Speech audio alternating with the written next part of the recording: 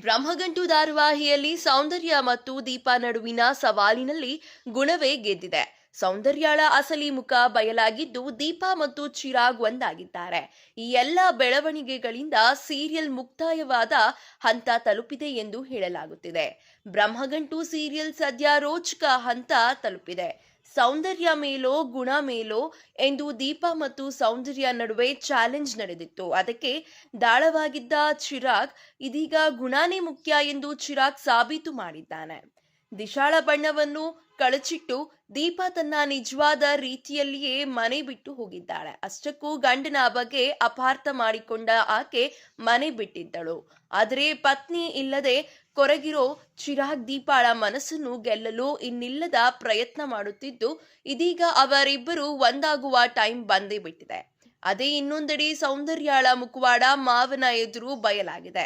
ತನಗೆ ಮಕ್ಕಳ ಭಾಗ್ಯ ಇಲ್ಲ ಎಂದುಕೊಂಡ ಸೌಂದರ್ಯ ಆ ಮನೆಯಲ್ಲಿ ತೊಟ್ಟಿಲು ತೂಗುವುದನ್ನು ನೋಡುವುದಿಲ್ಲ ಎಂದಿದ್ದಾಳೆ. ತಾನು ಒಳ್ಳೆಯ ಮುಖವಾಡ ಹಾಕಿಕೊಂಡು ಎಲ್ಲರ ಮನಸ್ಸನ್ನು ಗೆಲ್ಲುತ್ತಿದ್ದೇನೆ ಎಂದು ಹೇಳಿದ್ದಾಳೆ.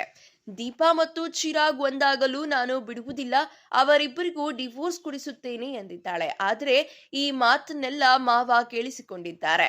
ಇದು ತಿಳಿಯುತ್ತಲೇ ಮಾವನನ್ನೇ ಸಾಯಿಸಲು ಹೋಗಿದ್ದಾಳೆ ಸೌಂದರ್ಯ.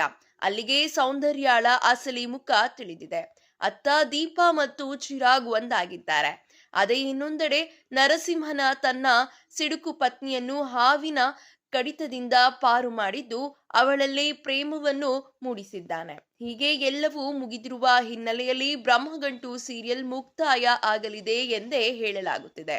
ಇನ್ನು ಕೆಲವೇ ಎಪಿಸೋಡ್ಗಳಲ್ಲಿ ಇದು ಅಂತ್ಯ ಹಾಡಲಿದೆ. ಏಕೆಂದರೆ ಸೀರಿಯಲ್ ಅನ್ನು ಮತ್ತಷ್ಟು ಎಳೆಯಲು ಯಾವುದೇ ವಿಷಯ ವೀಕ್ಷಕರಿಗೆ ಕಾಣಿಸುತ್ತಿಲ್ಲ.